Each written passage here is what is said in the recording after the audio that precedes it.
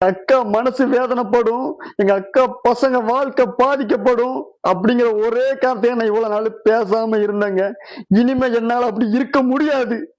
பின்ன என்னங்க, எங்க அக்கா அழகா 2 பசங்கள பெத்து வச்சுட்டு வீட்ல அழகா இருக்கும்போது, என் மச்சான் மானங்கெட்டவன் இருக்கானே, அவன் என்ன தெரியுமாங்க பண்றான்? அவன் ஆபீஸ் மேட்ன்னு சொல்லிட்டு அவன் ஃப்ரெண்டா அந்த பொண்ணு கூட கல்யாண வீட்ல இருந்து காது குத்துல இருந்து கருமாதி வரைக்கும் அந்த பொண்ண கூட்டே சுத்துறாங்க. எங்க அக்கா இத தட்டி கேட்டதுக்கு அவன் என்ன தெரியுமாங்க சொல்றான்? "நீ வேணா டிவோர்ஸ் வாங்கிட்டு போ" அப்படின்னு சொல்றாங்க. எங்க அக்கா இதனால கோவத்துல கோர்ட்ல கேஸ போட்டு, அ கோர்ட்ல கேஸ் நடந்துட்டு இருக்குங்க. அந்த பசங்க நிலைமை நெனச்சு பாருங்க. அதோட வாழ்க்கைய பத்தி கூட கவலைப்படாம, என் மச்சான் மானங்கெட்ட ஈத்திர அவன் இப்படி சுத்திக்கிட்டு இருக்காங்க. இது கூட பெருசு இல்லங்க. கோர்ட்ல கேஸ் நடந்துட்டு இருக்கு. கோர்ட்டுக்கு கூட அவன் ஆபீஸ் மேட் அந்த ஃப்ரெண்ட கூட்டிட்டு வராங்க.